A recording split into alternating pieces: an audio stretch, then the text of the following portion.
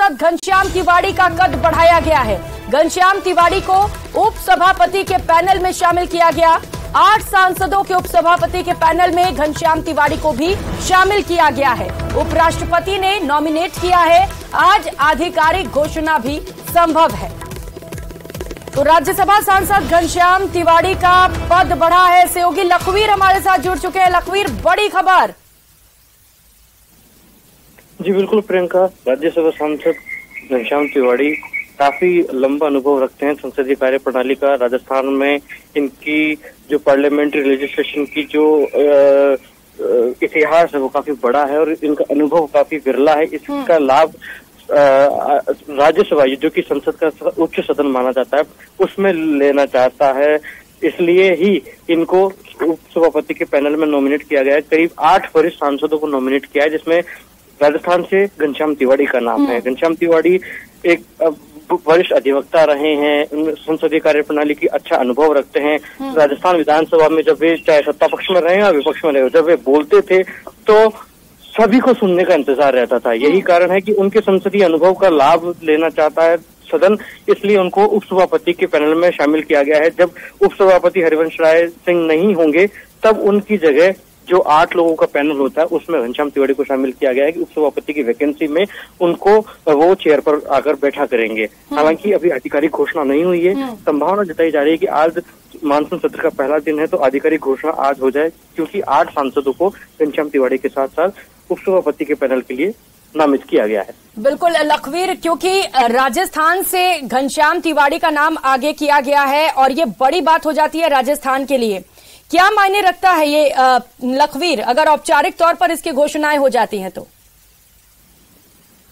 जी देखिए, निश्चित रूप से जो भी वरिष्ठ नेता वरिष्ठ सांसद होते हैं जिनको संसदीय कार्य प्रणाली का अच्छा अनुभव रहा है और जो जाने पहचाने जाते हैं संसदीय व्यवस्थाओं के लिए, संसदीय कार्य प्रणाली के अनुभव के लिए, उनका लाभ स्वाभाविक है कि सदन लेना चाहता है और वो सही तरीके से मैनेज भी कर सकते हैं। इसलिए अनुभवी सांसदों को ये मौका दिया जाता है कि उन पर आकर आसीन हो।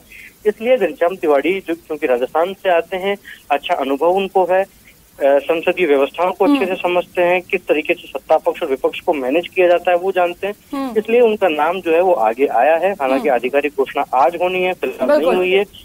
आधिकारिक घोषणा होने के बाद स्वाभाविक है कद घनश्याम तिवारी का राजस्थान में एक बार फिर से बढ़ेगा। बिल्कुल लखवीर, अब इंतजार है कि कब इस बात को लेकर आधिकारिक घोषणा कर दी जाती है। सौरभ भी सहयोगी हमारे साथ जुड़े हुए। सौरभ, 8 सांसदों को उपसभापति के पैनल में शामिल किया गया और इसमें घनश्याम तिवारी का नाम भी जोड़ा गया है। हालांकि अभी आधिकारिक घोषणा नहीं की गई, उसका इंतजार है, लेकिन अगर उनके एक्सपीरियंस की बात करें तो कौन कौन सी वो बड़ी बातें जिसकी वजह से ये पद मिला है उन्हें?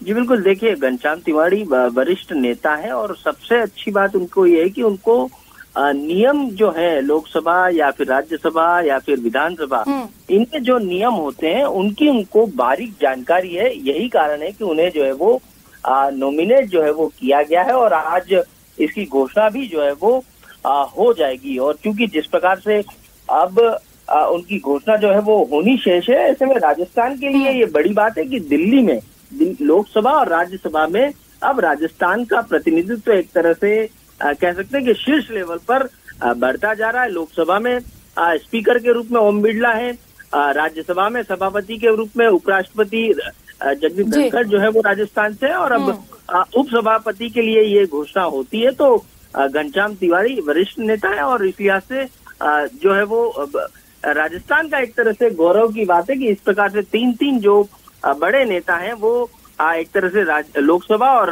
राज्यसभा का नेतृत्व जो है वो कर रहे हैं। घनश्याम तिवारी जो जिनके बारे में मैं बता दूं कि 1947 में उनका जन्म जो है वो सीकर में हुआ था और लगातार छात्र राजनीति को से वो सक्रिय रहे। 6 बार जो है वो विधायक रहे, लेकिन बीच में बीजेपी से जो है वो उन्होंने इस्तीफा दिया, लेकिन वापस 2020 में उनकी बीजेपी में जो है वो वापसी। और सबसे अलग बात ये कि लोकसभा और राज्यसभा की 5 कमेटियों के वो सदस्य भी हैं, तो एक बड़ी बात राजस्थान के लिहाज से। और सबसे खास बात उनको जो नॉलेज है, उनके पास जो ज्ञान है लोकसभा और राज्यसभा के नियमों का, यही कारण है कि उनका नॉमिनेशन जो है वो किया गया है। जी बिल्कुल ज्ञान है और यही वजह है कि पैनल में शामिल भी किया गया है। और लखवीर, न कि सिर्फ घनश्याम तिवाड़ी का कद बढ़ा है, राजस्थान का गौरव भी बढ़ा है, क्योंकि एक बेहद महत्वपूर्ण ये कद है। कौन कौन सी वो जिम्मेदारियां और अधिकार अब हो जाएंगे घनश्याम तिवाड़ी के पास, लखवीर?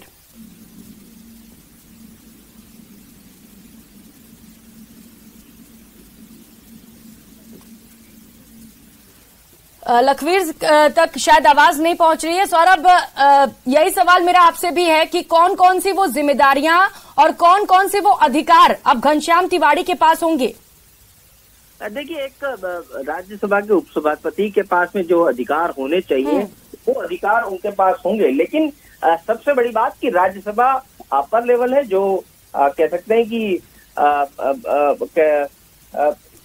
जिस प्रकार के राज्यसभा में मेंबर होते हैं और राज्यसभा किस प्रकार से सुचारू रूप से चले, और उसका इनको जो है वो बड़ी जिम्मेदारी जो है वो दी गई है, क्योंकि श्रेष्ठ व्यक्ति एक तरह से कह सकते हैं कि राज्यसभा में जिनका नॉमिनेशन होता है और वहां पर जो है वो नियमों के हिसाब से राज्यसभा चले, उसकी जिम्मेदारी जो है वो एक तरह से उनके कंधों पर रहेगी। किसी भी प्रकार से किसी तरह का उन पर कोई आरोप न लगे और सभी को मैनेज करके वो चला सकें नियम। बिल्कुल सौरभ, जिम्मेदारी बढ़ी है। तस्वीरें भी हम दिखा पा रहे हैं जहां पर अब स्वागत और इसके साथ ही बधाई देने वालों का भी तांता लग चुका है। बहुत शुक्रिया आपका सौरभ और लखवीर दोनों का तमाम जानकारियों के लिए।